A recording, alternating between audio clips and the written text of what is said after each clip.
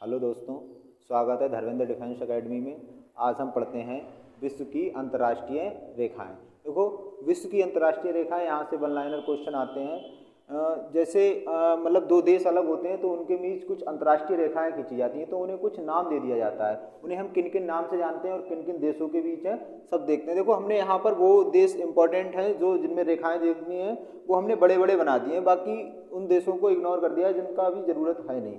ठीक, तो देखो, सबसे पहले हम देखते हैं 141 डिग्री समांतर रेखा। तो 141 डिग्री ये समांतर रेखा, ये अलास्का और कनाडा के बीच है।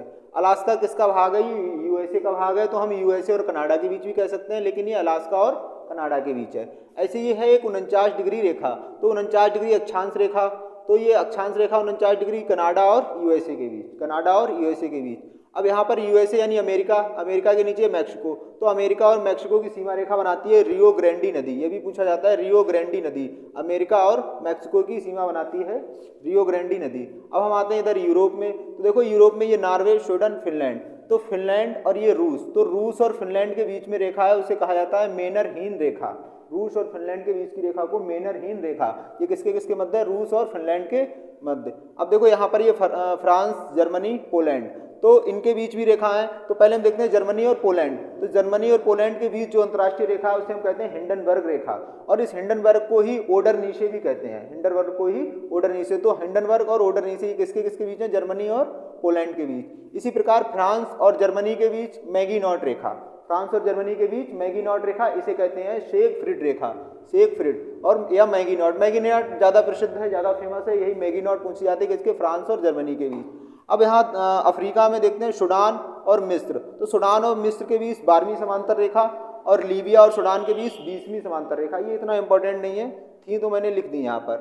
ठीक, अब इसके बाद देखते हैं 17 डिग्री रेखा। तो देखो, ये पहले वियतनाम था, वियतनाम ये पहले अलग था, वो एक उत्तरी वियतनाम, एक दक्षिणी वियतनाम। तो 17 डिग्री रेखा उत्तरी वियतनाम और दक्षिणी वियतनाम को अलग करती थी। फिलहाल अब वियतनाम एक है, तो लेकिन पहले ये थी 17 डिग्री अक्षांश रेखा, 17 डिग्री समांतर अक्षांश रेखा उत्तरी वियतनाम और दक्षिण वियतनाम। ठीक, इसी प्रकार ये 38 डिग्री रेखा, तो 38 डिग्री रेखा ये उत्तर कोरिया और दक्षिण कोरिया, 38 डिग्री रेखा उत्तर कोरिया, दक्षिण कोरिया, ये उत्तर कोरिया और दक्षिण कोरिया को अलग करती है। हम आते हैं भारत में, तो भारत की देखो कुछ प्रमुख रेखाएं, जैसे है एक डूरंट रेखा।